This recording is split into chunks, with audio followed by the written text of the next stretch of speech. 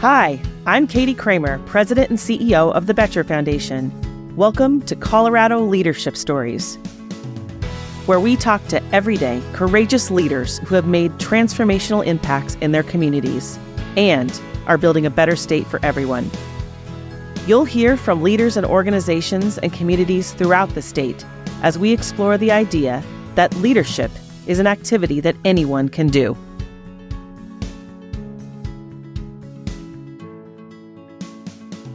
Today, we are coming to you from Glenwood Springs and the new Space Theater at the Colorado Mountain College Spring Valley campus. We're excited to welcome our guest, Autumn Rivera.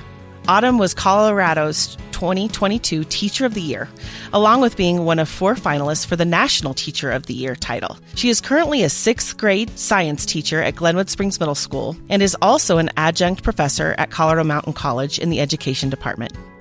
During her nearly 20 years as an educator, she has worked with students from elementary to postgraduate levels.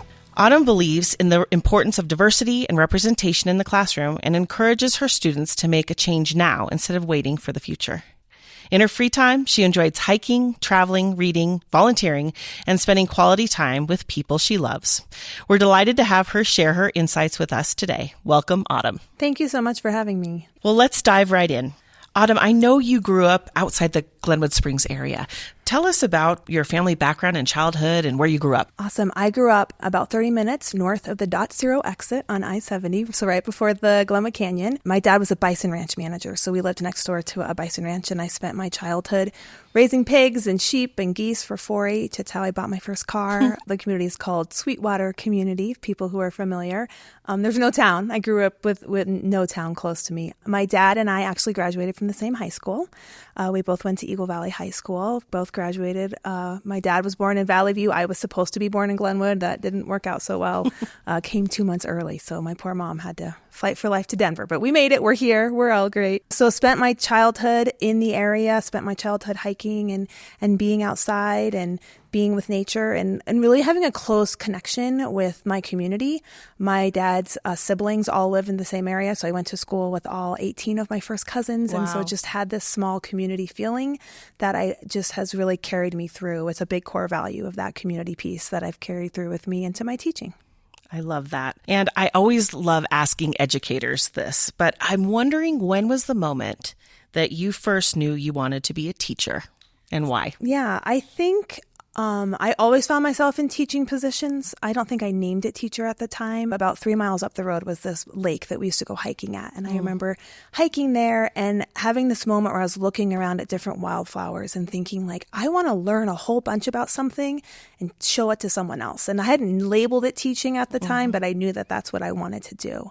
And ironically, years later, when I became a teacher, a group of my students decided that they wanted to support and save this local lake that was up for sale, and they wanted to help protect it. They were working with a land trust, and we were able to help that land trust purchase that lake, and that lake was the lake I was hiking at when I decided I wanted to become a teacher. Oh, man, that's a great story. And we're going to come back to that. Let's put a pin in that because I want to hear more about that. I know there's much more to that story. But I wanted to also ask you, I know that I was influenced in my growing up life by some incredible teachers. Did you have a teacher that inspired you or impacted you in a big way? I think my mom is probably the first teacher. She was also a middle school teacher for a long time, and also taught at Colorado Mountain College. We have a very similar background, and so I think working with her and really how she teaches and what that looks like, and then just multiple teachers who I was very shy when I was in elementary school and middle school. I was a big introvert, and so those teachers that believe in you and encourage you to take safe risks, I think is really what helped me come out of my shell. And so I'm grateful for all those different teachers.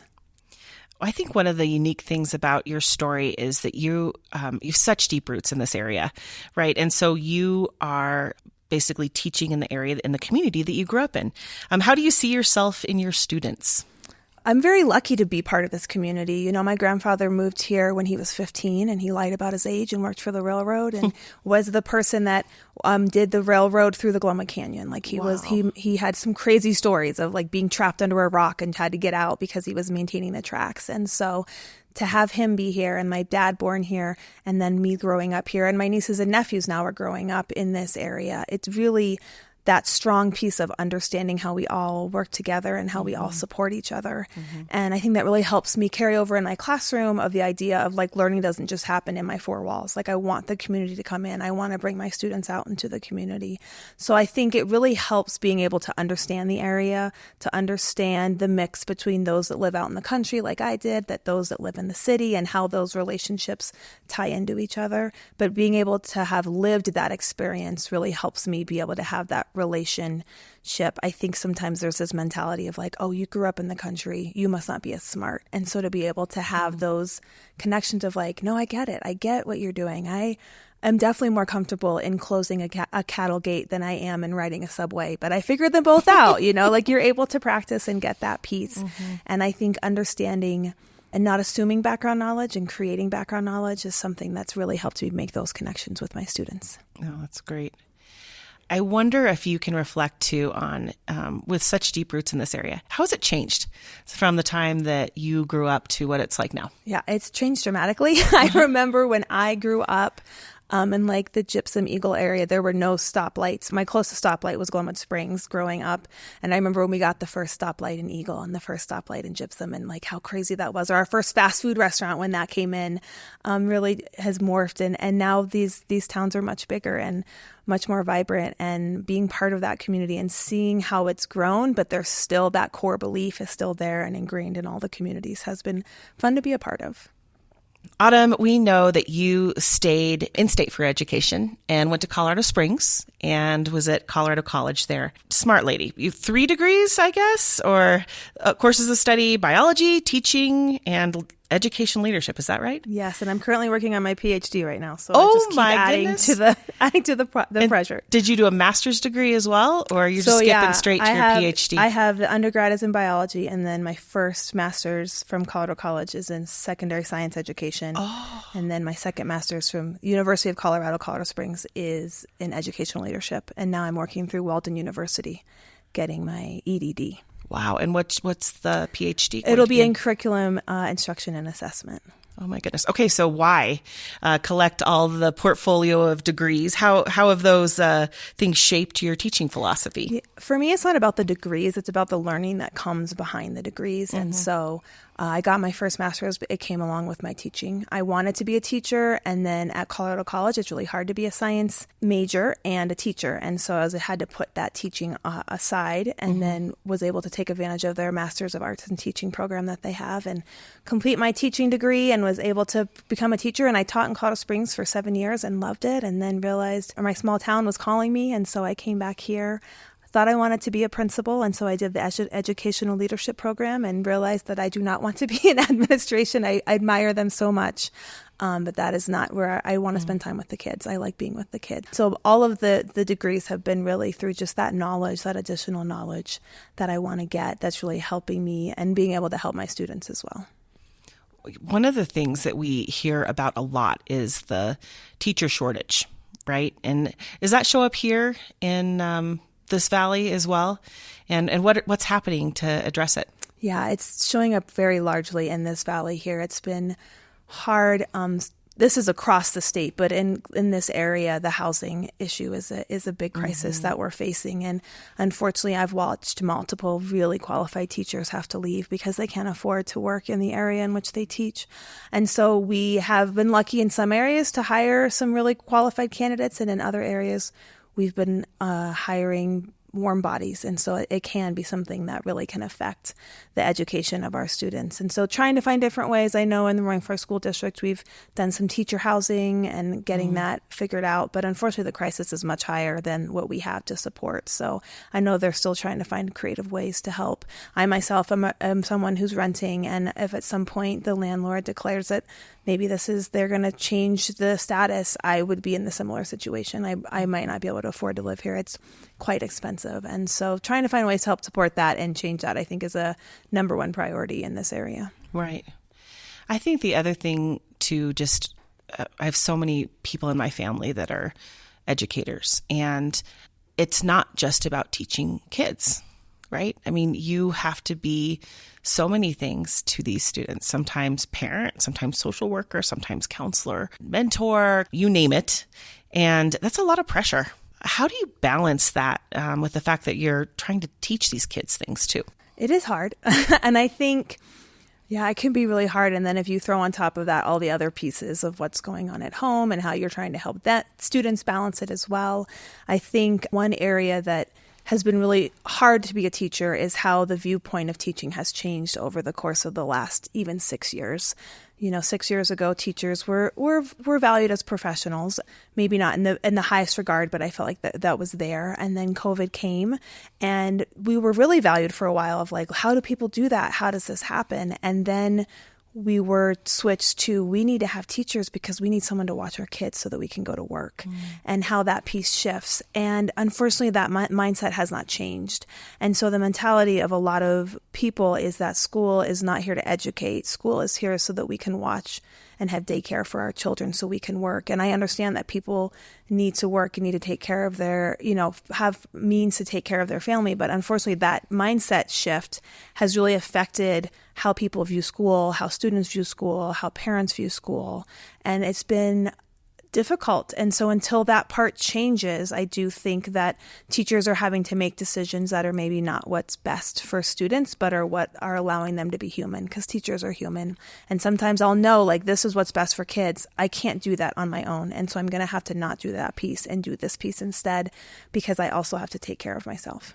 Well, that's exactly where my head went to, is how do you balance being asked to give, right? And not refill your own bucket. Mm-hmm. And so I guess I want you to say a little bit more about that, especially if you think about people that are just entering the profession. What advice do you give new teachers about how to take care of themselves? And that, because it just requires so much of your heart and soul and head when you're a really effective teacher. How do you take care of yourself? Yeah, I think it's really important to not fall into the toxic positivity trap that many districts in society can lay for us as teachers of do it for the kids and remember your why, because all of a sudden it takes something that's really hard and says, but you just be positive anyways. And I think we need to name the hard and understand the hard and choose which hards you're going to do and which hards you're not going to do, because we can't do them all. And so which ones are you really going to focus on and do well? Which ones are you going to have to set a boundary? And it's okay as a teacher to say, no, I can't do this piece. And I think we need to support teachers in setting those boundaries and saying, I want to support my students in these ways, which means I can't support them in these ways. And so until we triple the number of adults in education, teachers are going to have to make sometimes difficult boundaries, but we need to be able to have those pieces there. And so in telling new teachers, like, really think about that piece. Like, what do you want to do when you're trying to make change in your classroom? Don't try to make a ton of different changes. You can only make so much. So start small, slowly make those changes over the course of the year, over the course of a couple years, and really pause and don't forget about yourself as well. Right. And I wanted to go back and talk a little bit about just the experience of the pandemic. I mean, all of us on this side of things, and what an incredibly difficult time. I just had a senior that graduated from high school this year, and just his high school years were that experience. And I'm curious, when you look back at that, were there any positives that came out of it, or was it just universally hard? I love to call them COVID gems. There were a lot of COVID gems, I feel like, that came out. For me specifically, as a rural leader, it can be really hard to get into spaces that happen, say, on the Front Range. Unless I physically drive myself over 2 mountain passes in the middle of winter, a lot of times I'm not able to share those spaces. And so one COVID gem is that the virtual meeting really opened up a world where I was able to partake and be a part of situations that I would not have been able to be a part of before. So that has been really awesome to have that happen. I think in education, it really helped us break down the barrier a little bit between the home life and the school life so that we're able to help support students and have those conversations. Before it was very much like school, focus on school, and social life, is for another time. And that's not how life works. And so it's really allowed us to humanize our students as well. Like, I'm a human and my students are human, and let's be humans together and let's learn together. Yes, absolutely. And I echo that. I think at the Boettcher Foundation, one of the things that was one of those gifts of COVID was how we think about our work. And we are a Denver-based funder that funds statewide in a deep way. And I do think that it was the assumption that you're always doing windshield time, whether that's people applying for grants and they feel like they have to come to Denver, or we are doing site visits, and all of that's wonderful. It's always wonderful to have the eyeball time and in person. But I think us having to force ourselves immediately to disrupt and adapt technology in that way, those barriers came right down. And I think it takes into a consideration that no one needs to have the expense and burden of how valuable people's time is, that we can jump on a Zoom and then save those in-person exchanges for when it really matters. Exactly. So exactly. Even today, I've had a meeting with someone who lives in Texas. I had a meeting with someone who lives in Denver. I was just newly appointed the president of the Colorado Association of Science Teachers, and so I was able to check in with different board members today and have that piece, and that wouldn't have happened before, and so I think it really has been something that allows us to move forward. Also, the class I teach at Colorado Mountain College is all virtual right now. Wow. And so for many students, they really appreciate it because they can drive home after class and be at home during our class time or home after work. And so some people, it's not their favorite, but for some students, it's really helped and support and made it them to be able to take these classes where they wouldn't have been able to before. Oh, that's great. Well, and I wonder, we hear about in some places in the state that it's difficult to have access to broadband. And do you find that is difficult, that some students in this area don't have access, or is it pretty much dialed? I think I was one of those people for a long time as well. When I taught, I did not have great access to online when we were teaching online in the pandemic and learning how to, you learn the tricks like turn off your camera or turn off this piece. And so even in my college class, I have some students that there's that piece. And so you have to have sort of a scaffolded approach of like, okay, if you have this much internet, this is the minimal I want you to do, all the way up to like, here's the more involved I'd love to see you be if you can. But it is something that it can be a big barrier that needs to be overcome in those situations. And yet another example of how you have to be adaptable and flexible as an educator and meet people where they are with whatever circumstances. Yeah. Oh my goodness. Well, the other thing, sort of pulling the thread on the pandemic and things that we hear about and talk about a lot in the state, just the topic of youth mental health. And I just wonder your reflections of, has that changed in your experience? You've been in the field for a long time, and with people needing more support. I think that the pandemic put kind of a finer point on some of that, but how does that show up for you? Yeah, I just finished my 19th year of teaching, and I reflect back to when I first started teaching to now. I don't necessarily know if the needs have changed, but I feel like students are giving space to actually be able to share that situation. It's not marked as something we don't talk about, but it's something it's part of the education process, like learning how to deal with your feelings, learning how to manage conflict. All of those parts are super important. And so when you give students space to share that out, there are other pieces that are going to come with it. And so I've been really proud and impressed with my students for really having some vulnerable conversations with each other, vulnerable conversations with me. And it's such an honor when you get to be that trusted adult that a student can come share ideas with or share struggles with. And I think we've increased the mental health support, but it needs to be significantly increased. Our students are growing up is a lot, and there's a lot of different pieces that are involved in that. And so the more that we can support our our children, the more that we can provide that there and give them the tools, and go through those pieces. The class that just left the middle school I teach at, had multiple students pass away in the course of the 3 years at our school. And so we were really lucky to be able to bring in Aspen Hope Center to come in and help. And that has been really helpful to help our students. But there's a lot more that's out there that students really need support with. And so I've definitely seen the change in students vocalizing that need for support, which is good that we need them to vocalize that. So I think that matches my experience too. We support Colorado high school students through our Boettcher scholarship program.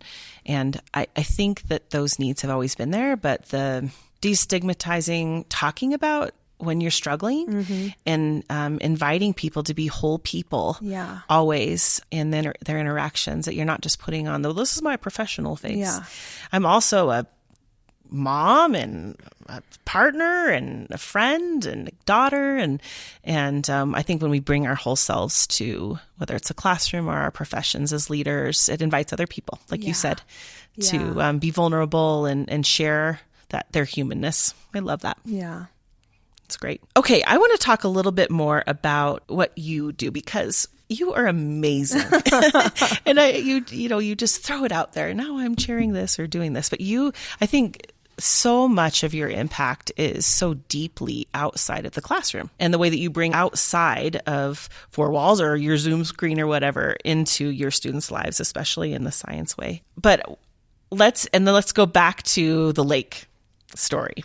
But I know a number of years you taught for the Colorado River expedition. Talk about that role and what you did, and the role your students specifically played in preventing Sweetwater Lake from being developed. I teach at an expeditionary learning school where we really focus on bringing all the contents together, which I'm a huge believer in, because I think so many times we have it so departmentalized that students don't see how they tie in together, and that science and math and language arts and social studies all play a huge important role mixed in. And so for about 5 years, we did a expedition on the Colorado River where they read a book called Downriver. They graphed the Grand Canyon.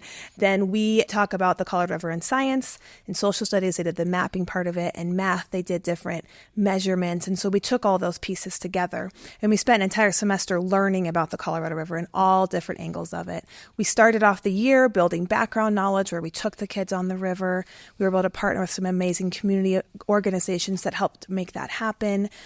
Just because the river flows through my town does not mean my students have been on it. So we wanted to make sure they really understood this is the river we're learning about. And so we spent a semester learning about the whole piece. And then at the end, students raised money and would donate it every year to a different nonprofit organization that they would choose. And usually it would be a different conservation organization. And one year in 2019, a student came to me and she said, I don't think we should donate our money there. I think we should donate our money. She had heard about this local lake called Sweetwater Lake that was up for sale, and that there was a land trust, Yucca Valley Land Trust, that was looking at purchasing it.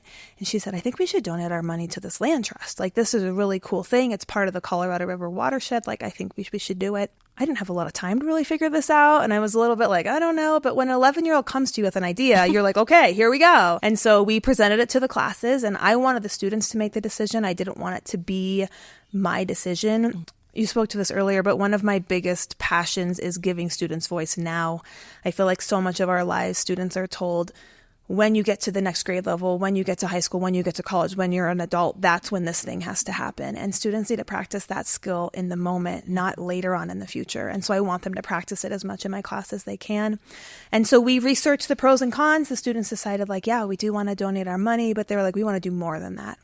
And so we'd taken the money that we had raised. We also did a bake sale. They designed T-shirts. We sold the T-shirts during COVID because that's, March 2020 happened. And so we were able to raise over $1,000, which doesn't seem like a lot in the multi-million-dollar price tag. But for sixth graders to do that, that's awesome, all on their own, was really exciting. And so we were able to donate the money, and the land trust was able to purchase it. And then about a year later, Governor Polis arrived at the lake and announced it the 43rd State Park of Colorado. Colorado. And so it was a very unexpected situation. Right. It was not, you just let the students sort of direct where the energy goes. And it was very exciting for them to be a part of. That student now that came to me actually is doing a study this summer in Arizona on the Colorado River, down on the second part of the river. So it's really cool to see this sixth grader now in high school still following this passion and still being into it. Wow. So it's been really great. And the best example of how educators do a spark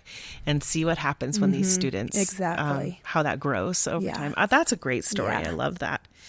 Autumn, I know you're heavily involved in the school district and in the state of Colorado and even countrywide when it comes to science and education leadership collaboration. Maybe tell us about what you're doing right now. And then also, what are some of the key issues right now? I'm really passionate about science education from a district level all the way up to a national level. I am the district content lead for science for middle school here in Roaring Fork School District, and really work with an amazing group of science teachers that are constantly trying to better ourselves. And so it's such an honor to be able to lead them. At a state level, like I said, I'm the president-elect of the Colorado Association of Science Teachers, and to be able to be part of a group that's advocating for science has been really powerful. Mm-hmm. And then at a national level, I'm a member of multiple different organizations that are really looking at like what's the next steps that we're going to do for science education. And in the last 10 years, we've had this big shift of what science education looks like. We have the next generation science standards and our 3 dimensions that we've created to help support how we can change science from being like, let me memorize out of a textbook, let me memorize the parts of a cell, let me memorize the periodic table of elements, to let me do the science. Let me practice how to collaborate with someone. Let me practice showing how to display data.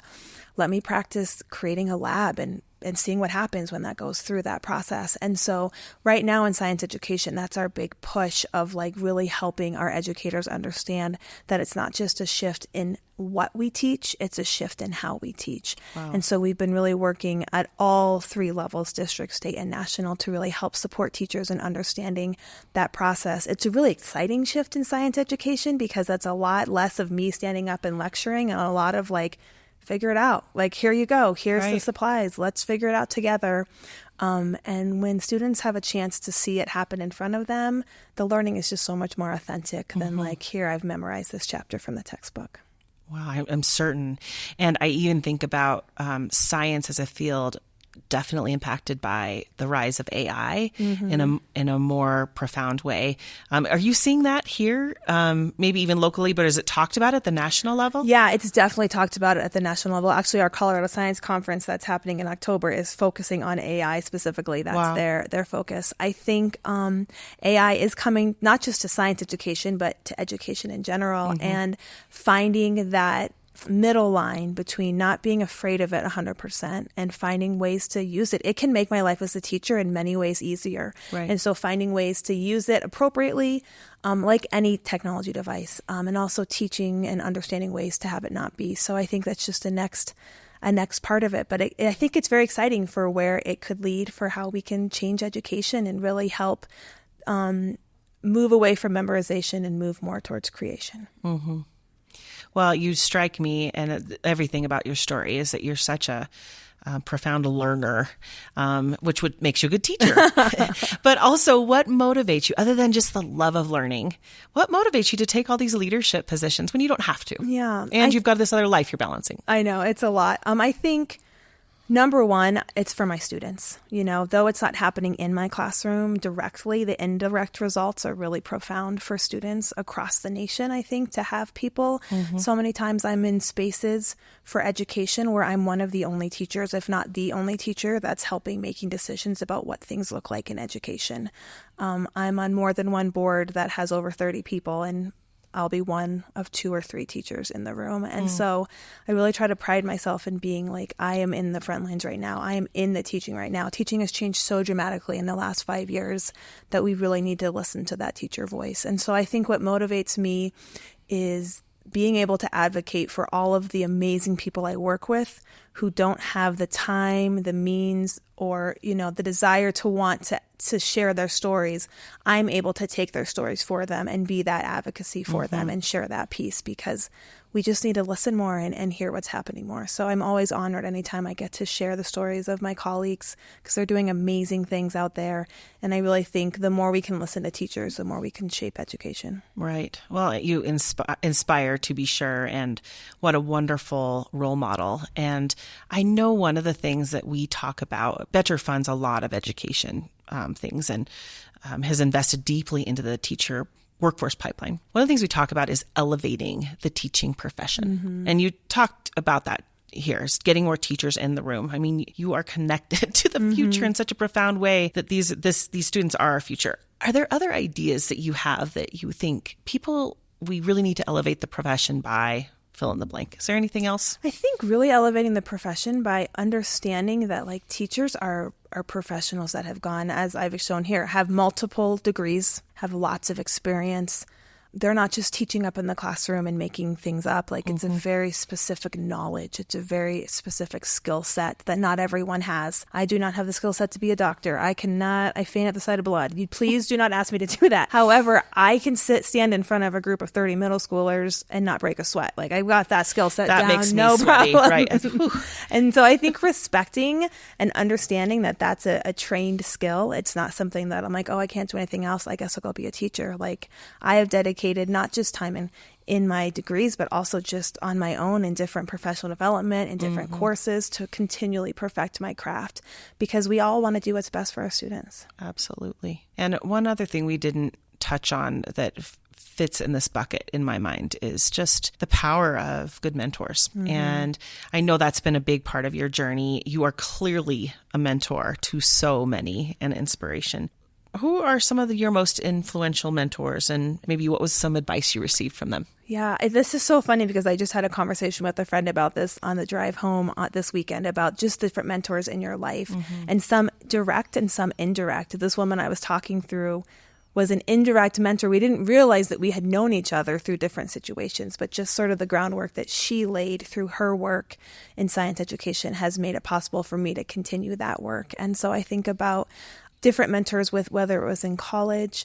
I think about people I've worked with in Colorado Springs who really helped me when I was a brand new science teacher sort of know and give me the encouragement to take safe risks within the classroom and try a new thing. And sometimes it works and sometimes it doesn't. And so to continue to just have that piece growing, I think mentors are someone that encourage you, especially when you can't see it, but they can see the next step. And so they help encourage that piece. I think my fellow Colorado Teachers of the Year have really been mentors to me as well, especially kind of taking that first step. Being a national finalist was a whole other world. It was the first time in 28 years that had happened in Colorado. And so it's a little scary to take that next step, but the encouragement from that Colorado Teacher of the Year cohort was really helpful. And then mentors through my state Teachers of the Year. I think all of those different pieces have been really helpful. It makes me feel a little old to now turn back and now be the mentor, but it is really exciting to think about that next piece and how we really just need to be that extra cheerleader for each other. Oh, man, I love that. So powerful. Well, one more question for you, and then we'll do the lightning round. You've been so patient in having me pick your brain here. But I wanted to just ask you a little more specific about this area of the state and you being a science teacher. I think that when I hear about your story, one of the things you're magical at is getting people connected to the real life application of what you're teaching. And I know that you've taken your students on rafting trips, even to observe the Grizzly Creek fire damage. What advice do you have for other teachers that are really trying to implement that real world into the classroom, those lessons into the schools? Yeah, I think the more you do that, the more authentic your learning is. I think there is something to be said about teaching about the world far away from you. But if that's all you're ever learning about, it becomes this hypothetical situation. So the more that you can bring that learning, especially for a middle schooler, the more that you can ground that into what's affecting their life right now. Right. We took our students up to the Glenwood Adventure, to the caverns, so that they were able to see, we're going to talk about roller coasters. You need to ride a roller coaster. So that when I talk about it, we understand the potential and kinetic energy. We can have that connection. So I think I've realized in my teaching career that building background knowledge, as a teacher, I'm first asked to draw on background knowledge? What's their previous knowledge? But when I do that, I'm already setting my students up at different levels of equity. And so instead of just assessing their prior background knowledge, I would like to build a common foundation. And so hence why I take my students rafting, or why I take them to the caverns to ride on a roller coaster. I want them to have that shared experience so that when we continue the learning, they're not falling behind. I found in my own life many times that there were these assumed learning situations that I didn't know, having grown up in, on a bison ranch 30 minutes from the nearest town. Like, it's just a very different experience. And not that my experience was worse or better, it just was different. Right. And so I don't want any student to feel less than because they hadn't had that same experience. And so by creating those experiences, the learning becomes more authentic. The students understand, like, this actually affects something that's happening in my life or something that's happening in my loved one's life. And so the more that we can do that, the more that we can move away from what's scripted in a curriculum to, like, how can I change this lesson? How can I modify this to really apply to my students is so crucial in education. And I really think is something that we as educators need to continue to strive to do. Wow. And that is why you've been the teacher of the year. Well done. That is absolutely amazing. Absolutely amazing. Thank you. Okay. Well, you have survived, and now we are at the lightning round. 4 final questions. I'm very excited for the lightning round. So let's see. What is your favorite Colorado hobby?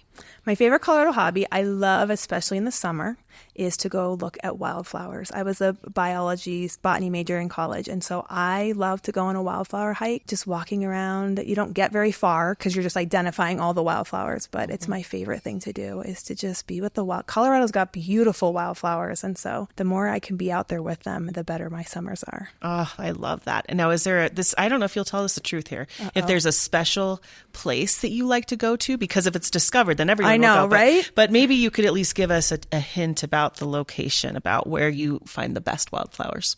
One of my favorite hikes to do is actually the Hanging Lake hike, because it has some pretty unique flowers. It has the yellow monkey flower that you don't always see. And so I love to go and do that hike and be part of that. But honestly, I love to do new hikes. I love to do new hikes and see new places. I spend a lot of time up in the flat tops as well, just to walk around that area. But yeah, anywhere. It's new and beautiful. Oh, we're so lucky to live here. Okay, what's your favorite Colorado landmark? Okay, I thought hard about this question, but the real answer for me, honestly, is the Glenwood Canyon. I knew you were going to say that. Of course. Every time I drive through it, I have grown up. I am 41 years old, and I have driven through that canyon a gazillion times. I remember when driving with my dad, and he would know exactly where we were in the canyon, and I thought he was magical because he knew all the different, the flag in the canyon, and we have the tree inside the tree in the canyon, and the tunnels and all those pieces, and it's beautiful. I still drive through to this day, and it makes me stop and just be in awe. It's beautiful. I agree. I love the Glenwood Canyon. And growing up as a Colorado kid, coming to go swimming in the pools. And that was always, you knew you were almost there once you got to the canyon. I love it. Okay, what action hero do you most identify with? So a not so little known fact among any of my students is that I'm a huge Teenage Mutant Ninja Turtle fan. Oh, nice. I have been collecting memorabilia for 20 years now and have a giant display in my classroom of Teenage Mutant Ninja Turtles. So which one? Because I too like Teenage Mutant Ninja Turtles. Oh, I love that. It's part of my background. Okay. So which Teenage Mutant Ninja Turtle? My favorite is Donatello. This is a question that all kids must know before they leave me. It's a test question. They have multiple times. Donatello is the funny yet smart one. And so that's why he's also a little more sciencey guy, so that's why I like him the most. I love that. Yeah. That's great. Yep. Teenage Mutant Ninja Turtles. I love it. Okay. I love it. Final question. What are you currently binging? Is there a show or a book or a podcast that you can't get enough of that's wasting your time or inspiring you or whatever? Ironically, a year ago today, I was at the Taylor Swift concert in Pittsburgh, Pennsylvania. Lucky. And so I have been nonstop binging her ever since. And I leave and then I come back, and I leave and I come back. And so I have been binging for a long time. Now I'm on the Tortured Poets department and enjoying every moment of it. So it's very fun. And it makes a fun connection with the students. So of course. Yeah, they pretend like they don't like her, but I know in their hearts they do. They do. What's not to like, right? Well, thank you, Autumn. You are just a delight, and we are so grateful to have your whole humanness in this profession. What a great example you are to so many. And thank you so much for caring so deeply about our Colorado kids, and what an inspiration. Awesome. Thanks. Thank you for joining Colorado Leadership Stories. where we hope to inspire the next generation of Colorado community builders, doers, and difference makers. Colorado Leadership Stories is presented by the Boettcher Foundation. The Boettcher Foundation supports Colorado by empowering leaders and communities with tools to tackle challenges and pursue opportunities, building a better state for everyone. With an 85-plus-year legacy of giving back, we're committed to amplifying our impact for future generations. That's the spirit of Boettcher.